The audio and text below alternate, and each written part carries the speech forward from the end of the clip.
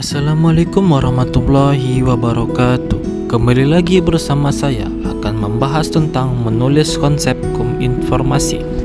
Bagian bab 14. Menulis konsep informasi. Komunikator antar organisasi seringkali diawali dengan proses menulis konsep informasi. Kegiatan ini dapat dilakukan oleh seorang pimpinan, dapat juga dilegalisasikan kepada staf. Apabila didelegalisasikan kepada staf, maka sebelum menjadi konsep informasi final, terlebih dahulu harus berkonsultasikan kepada pimpinan, sampai pimpinan tersebut memberikan persetujuan. Bukti bahwa seorang sudah memberikan persetujuan, biasanya pimpinan memberikan paraf atau taklik pada naskah konsep informasi tersebut.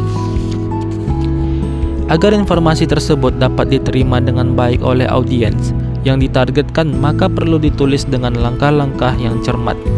Langkah yang perlu diperhatikan dalam menulis konsep informasi adalah sebagai berikut. Yang pertama, tentukan tema atau pokok masalah yang akan diinformasikan.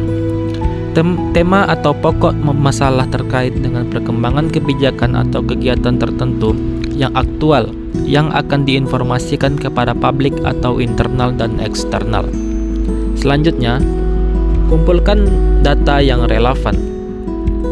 Kumpulkan data yang maupun bahan-bahan untuk menyusun konsep informasi sehingga menjadi informasi yang lengkap. Yang ketiga, tulislah konsep informasi. Buatlah konsep organisasi pesan informasi itu secara tertulis. Pelajari dan periksa kembali untuk mengetahui kelayakan konsep tersebut sebelum dikonsultasikan kepada pimpinan. Yang keempat, konsultasikan dengan pimpinan. Penanggung jawab seluruh informasi yang beredar adalah pimpinan organisasi. Oleh karena itu, konsep informasi yang telah disusun lebih baik dikonsultasikan kepada pimpinan untuk memperoleh saran-saran penyempurnaan. Yang kelima, lakukan revisi. Perbaikan konsep penulisan informasi dengan mengacu pada saran-saran yang disampaikan oleh pimpinan. Selanjutnya, pengandaan. Setelah direvisi dan diyakini tidak ada kesalahan, maka tulisan informasi tersebut dapat dicetak digandakan sesuai dengan kebutuhan. Selanjutnya, penyebarluasan. Penyebarluasan informasi perlu mempertimbangkan kesesuaian dengan kondisi organisasi. Pilih media yang paling representatif untuk mencapai kelompok sasaran. Dan yang terakhir, ada evaluasi. Perlu dilakukan evaluasi sejauh mana keberhasilan penyebarluasan informasi. Pada prinsipnya, proses penciptaan atau proses memproduksi informasi harus dilakukan secara hati-hati dan cermat. Terutama dalam proses menciptakan informasi secara lisan, harus melalui filter pemikiran secara rasional maupun etika atau perasaan. Tujuannya agar komentar lisan yang kita sampaikan benar secara rasio dan format yang baik sesuai norma etika pergaulan. Coba kita camkan betapa banyak siluman yang kita dapatkan melalui media sosial untuk kita respon dengan komentar spontan. Dalam hal ini dapat diibaratkan, dalam sebuah kolom yang berisi ribuan ikan lele ditaburkan pakan yang disukai lele. Apa yang terjadi? Ikan lele itu langsung menyergap pakan itu sampai habis. Begitu pula ketika di media sosial dilemparkan sebuah isu yang menarik, maka langsung direspon oleh banyak orang. Kalau tidak dilakukan dengan cermat, bisa terjadi respon kita itu akan memperkeruh suasana sosial, mempertajam perselisihan dan sebagainya. Suatu organisasi harus menyadari bahwa salah satu keberhasilan membangun citra positif di kalangan masyarakat luas adalah kemampuan para petugas dalam menyampaikan informasi. Oleh karena itu, setiap anggota organisasi perlu memahami dan memiliki kecakapan menyampaikan informasi. Tujuannya adalah agar masyarakat memperoleh informasi yang benar. Setiap anggota organisasi harus siap apabila pada kesempatan tertentu mengemban tugas untuk menyampaikan informasi penting pada sasaran yang akan dituju. Agar informasi tersebut dapat diterima dengan baik oleh sasaran, perlu kecakapan yang mesti diperhatikan. Yang pertama, Gunakan bahasa yang mudah dimengerti oleh komunikan sesuai dengan tingkat pemahamannya. Perhatikan latar belakang pendidikannya, usia, mobilitas sosialnya, dan sebagainya. Yang selanjutnya, pendekatan yang berpusat pada penerima, berarti memusatkan dan memperhatikan pihak penerimanya, yakni melakukan segala urusan agar informasi sampai pada penerima dengan dipahami secara benar. Selanjutnya, jangan menggunakan istilah yang tidak dimengerti, artinya oleh komunikan. Jangan menggunakan singkat yang tidak baku. Selanjutnya, jangan terlalu mudah menggunakan istilah-istilah ilmiah untuk saran yang berlatar belakang pendidikan relatif rendah seperti signifikan, hipotesis, dan sebagainya. Selanjutnya, jangan menggunakan istilah asing apabila sudah ada istilah dalam bahasa Indonesia, misalnya attention, sufficient, action, dan sebagainya. Tidak perlu tergesa-gesa dan terlalu berambisi menyampaikan informasi sekaligus. Pemberian informasi dapat dilakukan secara bertahap. Jika menyampaikan berita buruk, gunakan kata atau kalimat persiapan atau pendahuluan, misalnya, boleh saya meminta waktu untuk menyampaikan sesuatu. Maaf, apakah Anda berkenan bila saya mengatakan yang sebenarnya? Kita sebagai manusia yang beragama harus dapat menerima kehendaknya. Bolehkah saya katakan kepada Anda, kalimat pendahuluan ini berguna untuk melihat apakah dia yang diajak berkomunikasi siap mendengar berita tersebut. Hindari memakai kata-kata bersifat mengancam seperti, kalau tidak mengikuti saran saya, tidak apa-apa. Awas, kalau ada masalah jangan datang ke saya. Saya cukup mengatakan sekali ini saja, atau tidak menanggapi. Tunggu saja apa yang akan terjadi.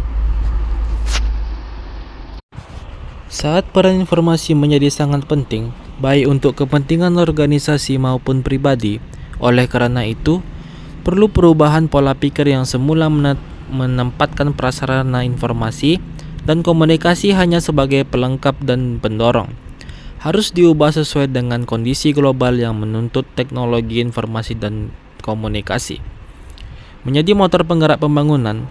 Hal ini sesuai dengan amanah konstitusi. Akan pentingnya keterbukaan informasi, Undang-Undang Dasar 1945 Pasal 28F menyatakan setiap orang berhak untuk berkomunikasi dan memperoleh informasi untuk mengembangkan pribadi dan lingkungan sosialnya, serta berhak untuk mencari, memperoleh, memiliki, menyimpan, mengolah, dan menyampaikan informasi dengan menggunakan segala jenis saluran yang tersedia.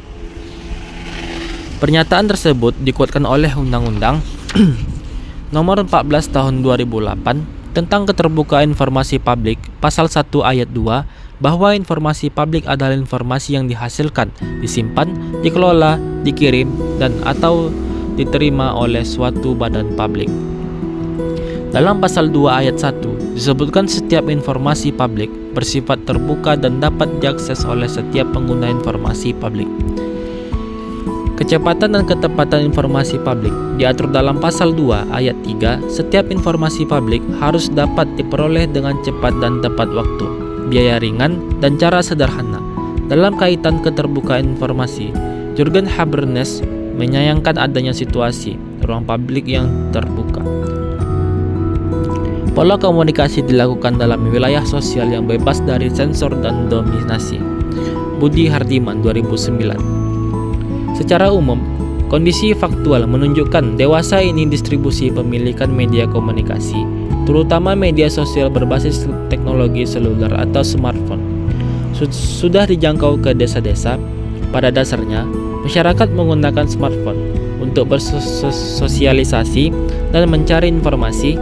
Banyak aplikasi yang mengarah untuk bersosialisasi, seperti WhatsApp, Twitter, Messenger, Facebook, Line, dan Instagram lain-lainnya. Sayangnya, perkembangan media saat ini di Indonesia tidak linear dibandingkan dengan pemerataan akses informasi. Artinya, meskipun kesebaran perangkat media sudah cukup merata sampai ke pelosok desa, pemanfaatan media tersebut untuk meraih informasi dan edukasi masih kurang. Hal ini terkait dengan kondisi melek media didominasi oleh masyarakat dari kelas menengah ke atas. Hermin Indah Wahyuni 2015 mengatakan bahwa semakin beragamnya media belum mampu mempresentasikan sebuah karakter sukses media, tetapi hanya sebatas disseminated media. Pada posisi sebagai penerima informasi, maka organisasi harus memiliki kemampuan untuk menganalisis dan giliran berikutnya mampu memilih tindakan yang benar. Harus selalu diingat bahwa informasi itu bersifat ambivalen, ambigu, bermata dua. Tidak semua informasi itu benar dan bermanfaat. Ada kalanya informasi itu bohong dan membahayakan organisasi. Proses analisis juga selalu dapat mengenali siapa pengirim informasi tersebut, bagaimana hubungan si pengirim informasi dengan organisasi. Selanjutnya, analisis mengarah pada kebenaran informasi tersebut. Kalau terindikasi sebagai informasi bohong atau hoax, maka informasi itu sosiologinya diabaikan, rejeksi atau ditolak, bahkan dihapus dari file organisasi. Tujuannya adalah agar informasi yang tidak dapat dipertanggungjawabkan, yang berisi fitnah dan caci maki dapat direjeksi sejak dini. Agar konten informasi yang tidak benar dan tidak bermanfaat tidak menyebar kemana-mana, sebaiknya dengan kecakapan menerima informasi diharapkan dapat menangani informasi yang benar dan bermanfaat diadopsi, didokumentasi, ditindaklanjuti, bahkan kalau perlu dibagikan. Salah satu cara untuk menerima informasi adalah dengan mendengarkan. Informasi yang diperoleh adalah berupa suara atau audio, misalnya mendengarkan telepon, siaran radio, ceramah, pidato, sambutan, dan sebagainya. Mendengarkan berbeda-beda dengan mendengar. Kalau mendengar terkesan hanya merupakan sebuah kebetulan, sedangkan mendengarkan mengisyaratkan proses atau dilakukan terencana dan bersungguh-sungguh. Adapun beberapa unsur kecakapan mendengar. Unsur mendengar, ada kesan tidak disengaja dan diambil lalu Anda mendengar bunyi petir, bukan mendengarkan bunyi petir. Mendengar adalah proses fisiologis otomatis. Telinga otomatis akan menangkap stimuli berupa segala suara tanpa diperintah. Apakah itu suara musik, mesin diesel, anak menangis, dering telepon, dan sebagainya. Semuanya akan ditangkap oleh indera pendengar.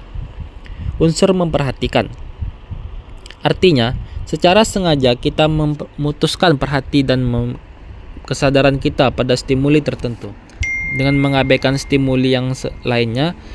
Ketika kita sedang mengikuti kuliah, terdengar banyak suara. Tentu suara dosen kita, mungkin juga ada suara berisik-berisik beberapa orang di luar kelas, suara deru motor di tempat parkir, dan sebagainya. Kecakapan mendengarkan harus ditandai oleh adanya unsur memperhatikan. Jadi, perhatian dan kesadaran kita hanya terfokus kepada kuliah, yaitu unsur memahami. Biasanya diartikan sebagai proses pemberian makna yang kita dengar yang sesuai dengan makna yang dimaksudnya si pengirim pesan. Unsur memahami ini merupakan yang paling menentukan kecakapan mendengarkan. Artinya, apabila kita dapat memahami stimuli dengan benar, maka berarti kita sudah dapat mendengarkan dengan baik. Yang terakhir, merespon. Merespon yaitu memberikan tanggapan atas informasi yang telah diterima. Apabila proses mendengarkan berlangsung dengan baik, maka respon yang diberikan juga akan lebih baik, dalam arti sesuai dengan substansi komunikasi. Kecakapan mendengarkan merupakan kecakapan penting dalam komunikasi. Hal ini karena dengan mendengarkan kita dapat mengolah secara komprehensif semua stimuli dan pesan yang akan diterima, sampai kita dapat memahami dan mengingat dengan cermat, dan pada gilirannya akan menjadi bekal penting untuk melakukan proses komunikasi yang efektif. Di organisasi tempat kerja, kecakapan mendengarkan menjadi kunci bagi seseorang untuk menerima dan memahami informasi. Dilihat dari informasi aktivitas, mendengarkan dapat dibedakan menjadi 3 jenis, yaitu mendengarkan pimpinan, kolega, dan pelanggan. Yang pertama, mendengarkan pimpinan. Berarti sumber informasi adalah seorang pimpinan. Misalnya, mendengarkan perintah, penugasan, dan penyelesaian prosedur kerja. Kedua, mendengarkan kolega atau teman kerja. Artinya, sumber informasi adalah pihak yang berada pada level jabatan yang sejajar, biasanya adalah informasi dari sesama kolega. Yang ketiga, mendengarkan pelanggan. Dalam informasi itu datang dari pelanggan, informasi ini harus ditanggapi dengan baik. Penyebaran informasi seringkali dilakukan dengan teknik berbicara, misalnya presentasi, pidato, ceramah, dan sebagainya. Presentasi adalah pemaparan informasi di muka forum umum. Agar presentasi ini mencapai hasil yang memuaskan, maka diperlukan beberapa persiapan.